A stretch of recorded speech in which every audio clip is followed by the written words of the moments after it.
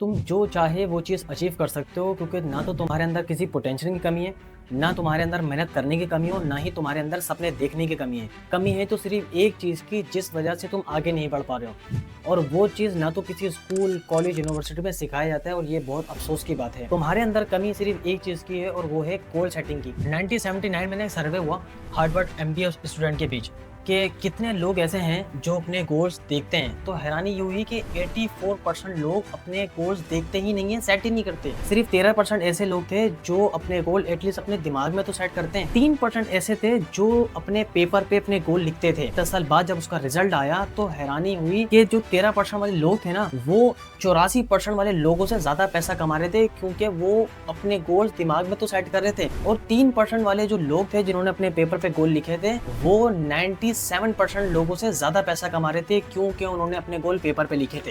एक एग्जाम्पल के थ्रू समझाता हूँ। जिम कैरी बॉलीवुड के बेहतरीन एक्टर हैं। उन्होंने ना 1985 में ना एक चेक लिखा $10 मिलियन का, कि मैं 10 साल बाद किसी भी मूवी में $10 मिलियन चार्ज करूंगा, और वो चेक उन्होंने संभाल के अपने पास रख लिया। 10 साल बाद उनकी एक मूवी आती है डम एंड डम्बर, उस मूवी में उन्होंने $10 मिलियन चार्ज किए। तो ये होती है गोल सेटिंग, अपने गोल को पेपर पे लिखना। वो बार बार वो याद दिलाता है कि तुम क्या चाहते हो, तुम क्या करना चाहते हो अपनी लाइफ में। इसी तरीके से 1970 में ब्रूस ली, उन्होंने अपने आप को एक लेटर लिखा कि मैं 10 साल बाद यूएस का बहुत बड़ा सितारा बन जाऊंगा, और वो लेटर उन्होंने अपने घर की दीवारों पे चिपका दी, अपनी जेब में रख लिया, और उस पे मेहनत करते रहे उस गोल पे।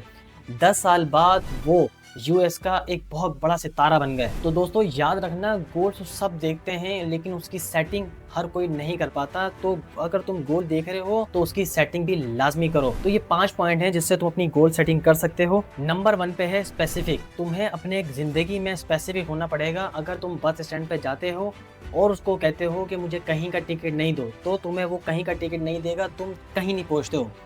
और अगर तुम उसको जाके कहते हो कि मुझे कराची से लाहौर जाना है, इंडिया से पाकिस्तान जाना है, तो तुम्हें वो कराची से लाहौर का या इंडिया से पाकिस्तान का ही टिकट देगा, तो तुम वहाँ पर पहुँच जाओगे। तुम्हें स्पेसिफिक होना पड़ेगा अपने गोल को लेके।